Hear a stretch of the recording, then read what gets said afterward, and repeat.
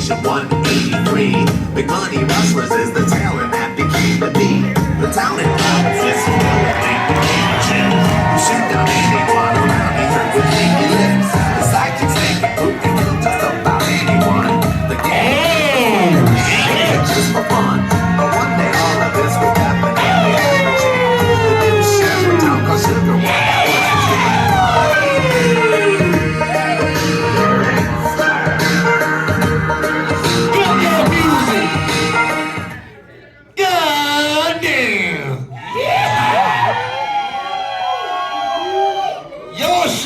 Some pretty looking people out here.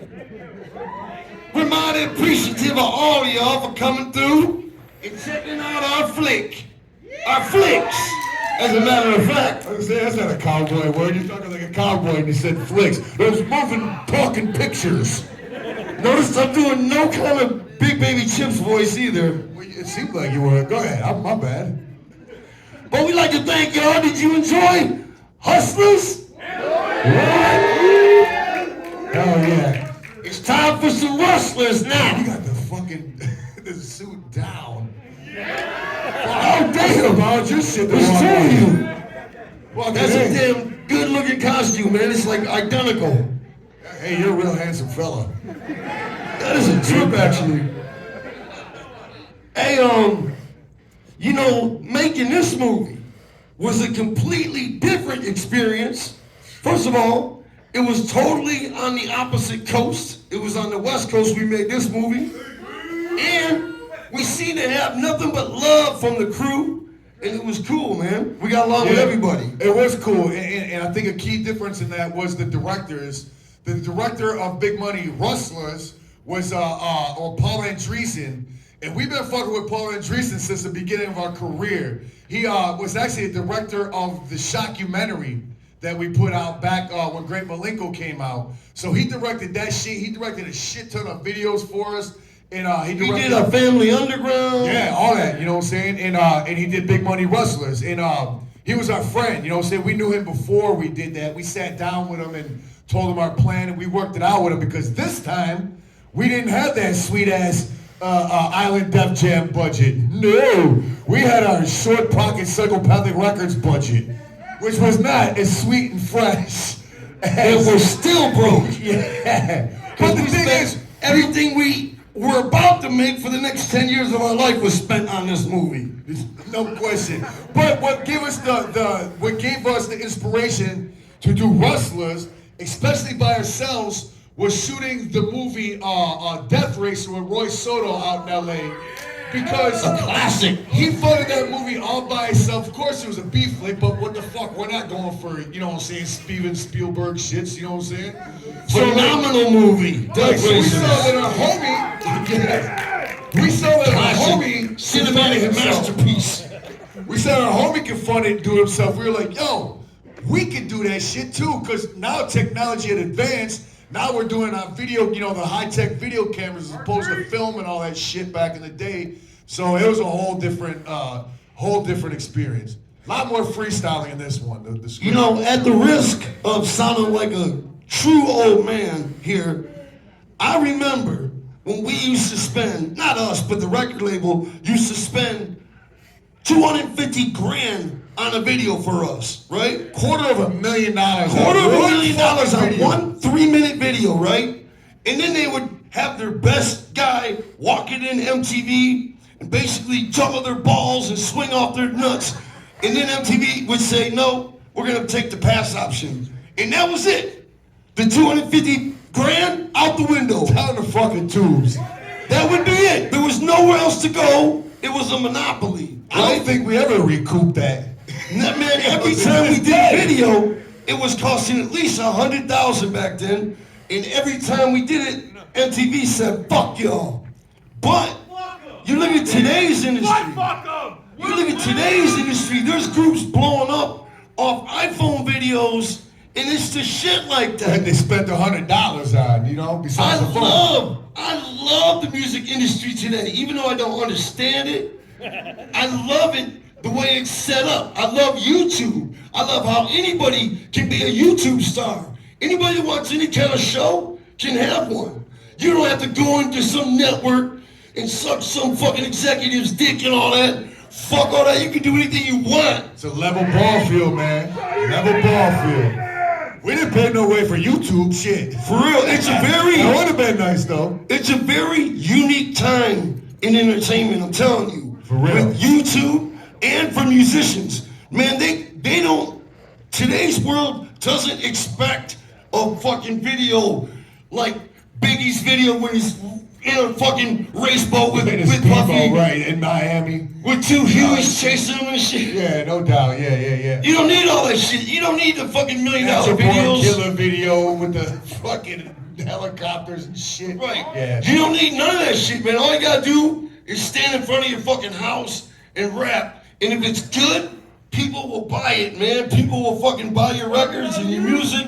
It's a great time, man, for musicians. You don't need the machine no more. You don't need the man. You don't need a machine. That's why all these kids got fucking money brick ass phones on their faces. You know what I'm saying? Because you don't need the labels no more to make $1 million being 18. Who here watches true crime shit on YouTube?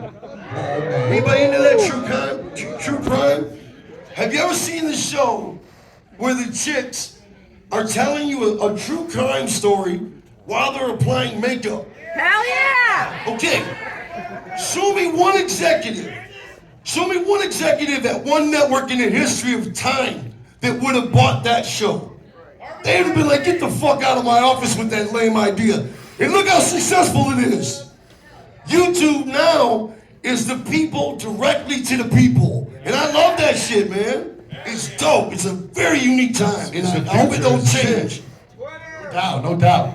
Anyway, I don't know how we got on all that, but I'm about to try to segue to something else. this movie cost an arm and a leg to make. And it was a shit. I know you know the grand total. I don't remember what the fucking grand total was, but it was a lot of fucking money, and it broke our asses for many years to come. I think we're just now starting to get back on our feet after it. You know, and I want to say this about stank and poop. Look, I may not like the individuals they are, all right? But undeniably, they bring a lot to the fucking movie. They did a great job at stank and poop, you know? I'm not denying that at all, you know? And also, this movie features the late, great Scott Hall. Yeah, no doubt. Said a host of motherfuckers. All of our homies ended up in this movie when we made this one. I mean, all of our homies ended up in another one, but this one especially, we had mad motherfuckers in this. The only real, genuine asshole on the set was Ron Jeremy. For real. Yeah. And you know what's fucking dope? Shit.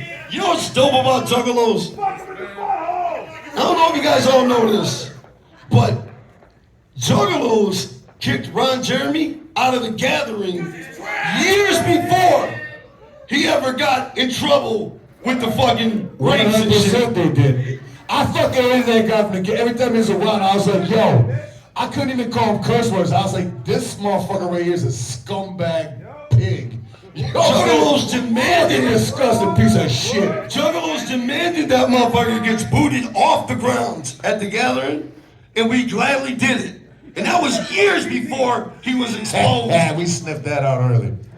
How many? Look at the motherfucker. Jeez, oh Pete. But there's a lot of dope ass cameos in this movie. There's a lot of like surprise cameos, and one thing I regret this so much. What? Fucking Paul Andreessen kept suggesting that we get Tom Morello, is that how you say his last name, from Rage Against the Machine? Yeah. And I kept, this was whatever it was 15 years ago, I kept saying, fuck him. He's not recognizable enough in the face. Yeah. People won't know it's the guy from Rage Against the Machine. Right. And look at him now, legendary.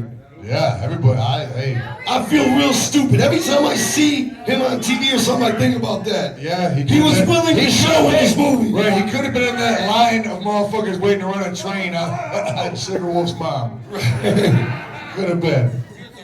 That's right. Our homie Vanilla Ice makes a cameo in this movie. Yes, he does. A lot of cool people in the movie. Very fucked up individual in Ron Jeremy being in the movie. Well, what can you do? We didn't know that. Could But he do? he's paying for that right now, so that's all good.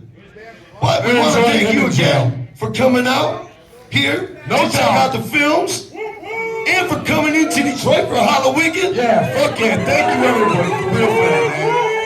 Hell yeah. Is anybody coming to Bloody Sunday? Yes, sir. What about Halloween? Nice. Man, Bloody Sunday is gonna be something else. I'm telling you right now, it's gonna be something special. My voice is shot from being awake for like 4 days straight, putting that show together, man. It's gonna be really fucking dope. Yeah, hey. With that being said, let's sit back and enjoy Big Money Rustlers. My bad. Oh shit. Big Money Rustlers. So what? The fuck? Jeez, oh, fuck. Enjoy the movie.